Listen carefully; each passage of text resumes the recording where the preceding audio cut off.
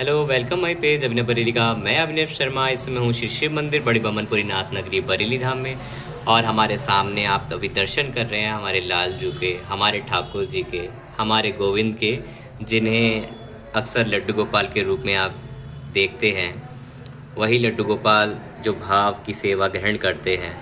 और वास्तव में देखा जाए तो प्रभु की सेवा तो चतुर्मुखी ब्रह्मा भी नहीं कर सकते, क्योंकि हम में से किसी की इतनी हैसियत ही नहीं जो इन बैकुंठ नाथ की सेवा कर सके। पर प्रभु की दया देखिए, हम जैसे मूर्खों को अपनी शरण में ले लिया है, क्योंकि प्रभु को पता है कि हमारा इनके अलावा पूरी दुनिया में कोई नहीं। हमको बुद्धि भी देते हैं कि हम इनकी सेवा कैसे करें, हमको भाव देने वाले भी यही हैं। पर फिर भी इतना कुछ होने के बाद हमें अहम आ जाता है कि हम ठाकुर की सेवा कर रहे हैं। वास्तव में तो चतुर्मुखी ब्रह्मा भी इनकी सेवा नहीं कर पाए, उनकी भी मति डोल गई हमारे गोविंद के सामने। तो हम क्या ही हैं उनके आगे, वो तो सृष्टि करता है। महादेव भी जिनके लिए प्राण न्यौछावर कर देते हैं, हृदय में बसा के रखते हैं, नज़रें उतारते हैं, ऐसे राधा वल्लभ लाल जी को मेरा कोटिशः नमन। मेरे शिव के आराध्य हैं गोविंद, और मेरे गोविंद के आराध्य ही तो है महादेव, दोनों एक ही हैं।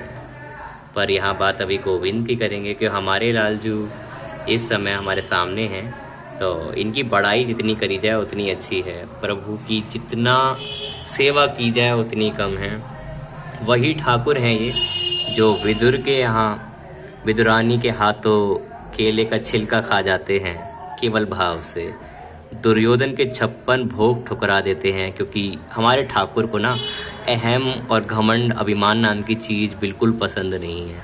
तो कभी भी कृष्ण से मिलें तो भाव ज़रूर होना चाहिए आपका, वो भी सच्चा होना चाहिए। निस्वार्थ भाव जब होगा ना, बाल गोपाल को आप देखोगे बालक के स्वरूप में, तो आपका जी झूम उठेगा उनको गोदी में उठाने के लिए, उन्हें खिलाने के लिए।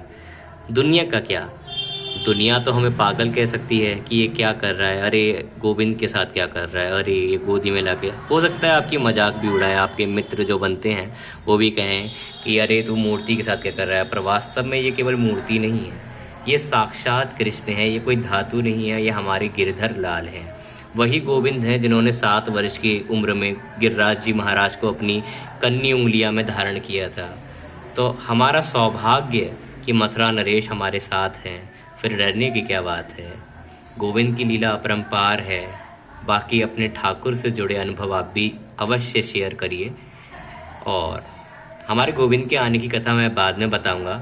ये हमारे नरक चतुर्दशी पे आए थे और इस बार ये 1 वर्ष के हो जाएंगे। और प्रभु के भाव देखिए, उनकी मुस्कुराहट, आप इनसे एक बार बात करके तो देखिए। मैं आप सबको बस इसीलिए ये बातें बता रहा हूँ कि ठाकुर को भाव से पूजिए। प्रभु अवश्य सुनते हैं। परीक्षा लेना इनका कार्य है, पर परीक्षाओं में पास कराना भी नहीं आता है। इतना स्वामी अपना प्यारा है, तो ऐसे प्यारे स्वामी के लिए कोटिशः नमन। आद्या शक्ति माता आदिशक्ति जगदम्बा दुर्गा जी इनकी बहन है, विंध्यावासिनी के रूप में, पार्वती के रूप में, और इनकी परम आह्लादिनी शक्ति श्री राधा इनकी आराध्या हैं। तो उन्हीं राधा रानी की कृपा से ठाकुर की सेवा हमें प्राप्त होती है। तो गोपाल जी को राधे राधे, आप सभी को भी राधे राधे। प्रभु की सेवा कीजिए, क्योंकि जीवन कब शमशान में चला जाए कुछ नहीं कह सकते, अंत करीब है।